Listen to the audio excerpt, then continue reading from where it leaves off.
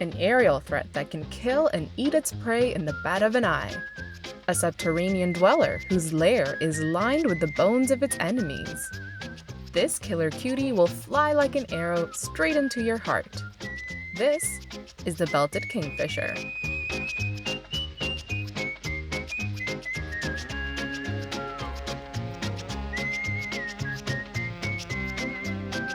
Hi, my name is Aranya and you're watching Animalogic's World of Birds. Today we're looking for the one, the only, the belted kingfisher. You've got to keep your ears open for this one. You might just hear it rattle right on by. Belted kingfishers are extremely successful predatory birds. There are over 100 species of kingfisher distributed all over the world. As long as there's a body of water, and it's not frozen, they're likely to be there. Not all kingfishers like wetland areas. There are some kingfishers that you'll find mostly in wooded or forested areas. Now, I know what you're saying, they have fish in their name though. Where are they getting this fish? Well, not all kingfishers eat fish. They can eat grasshoppers, invertebrates, and some have been seen eating berries. Kingpicker just doesn't quite have the same ring to it if you ask me. They vary greatly in appearance.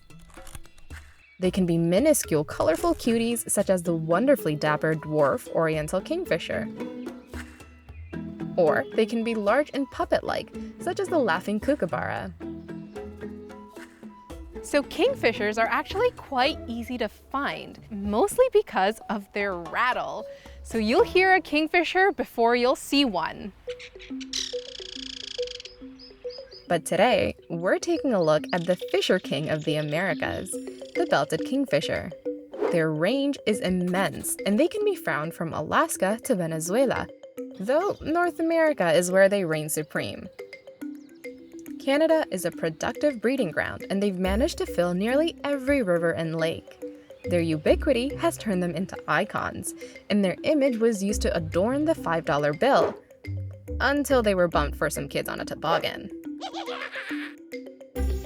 So today, we're at the shores of Lake Ontario, looking for our local kingfisher.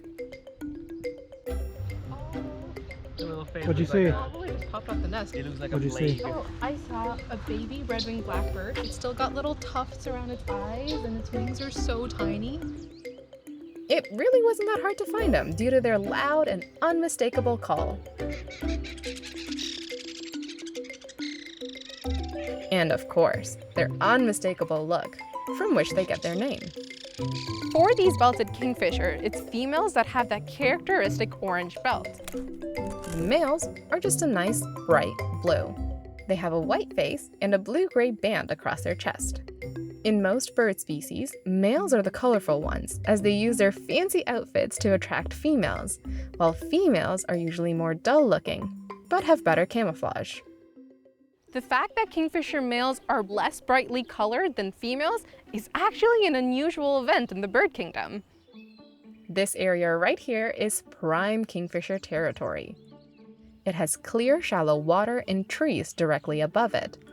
Kingfishers, as their name suggests, are OP fishermen. Their strategy consists of perching above the water, and when they see a viable fish or crustacean, they dive for it. Belted kingfishers can also hover above the water when there aren't any good perching trees around. But in this case, this area offers all the branches they need. Their eyes are like telescopes that can spot very small prey from up to 100 meters away. Each eye has two foveas. One is used to spot the prey. It sends a lot of information to the brain to help account for the refraction in the water, so they never miss. The other is better adapted to see underwater, allowing them to adjust their course upon entry. Inside of their eyeballs, they have special oils, which are thought to reduce glare, helping them better spot fish underwater. And since their eyes are crucial to their survival, they protect them while diving, with a semi-translucent third eyelid. While looking for food, they're very territorial, and will let you know when you're cramping their style.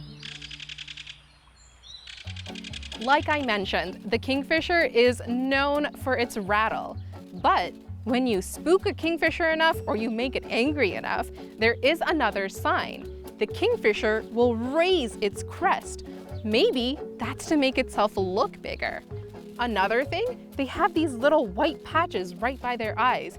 Even those get raised when the kingfishers are angry. They're really telling you to back off. Once the coast is clear and their prey is spotted, they dive. During their descent, they can reach speeds of 40 kilometers an hour. Their long beaks break the surface tension of the water, and their slender bodies become hydrodynamic once they hit the water. Even their crest is slicked back to maximize speed. The result is a feathered torpedo of death. The fish won't even know what hit it.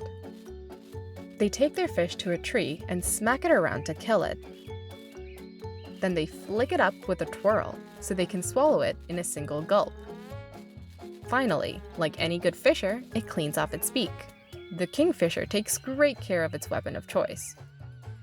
Belted kingfishers aren't huge. At most, they can get up to 35 centimeters in length. And yet, they can catch fish larger than that. When they catch fish longer than themselves, they swallow half of it, while keeping the rest hanging out of their mouth. Once the gastric juices have done their magic and dissolved the first half, they swallow the rest. After all the good stuff has been digested, they regurgitate pellets with all the bones, claws, and other non-digestible material. The Queen of England might not be impressed with their manners, but we'll just have to see who wins that evolutionary battle. These pellets have a secondary purpose beyond making room for more fish meat. They're also great construction material. Belted kingfishers are known to nest in banks and burrows. That's similar to what bank swallows do. What kingfishers do, though, is they dig a little burrow in the bank and then create it in an upward slope. In case the water levels rise too high and water gets in, the babies will be protected in a nice, comfy air pocket that the kingfisher mama has built for it. The egg chamber is lined with the bone pellets as a form of insulation. That's right, belted kingfishers line their burrows with the bones of their prey. It's the stinkiest nursery in the world. But it's surprisingly effective, and chicks become independent at just a month of age, starting out with catching small invertebrates and then moving on to catching fish on the shores of your local watering hole. Ah, seems like a nice life. So what should we talk about next? Let me know in the comments down below, and don't forget to subscribe for new episodes every week. Thanks for watching. Keep soaring to new heights. See you later. Bye.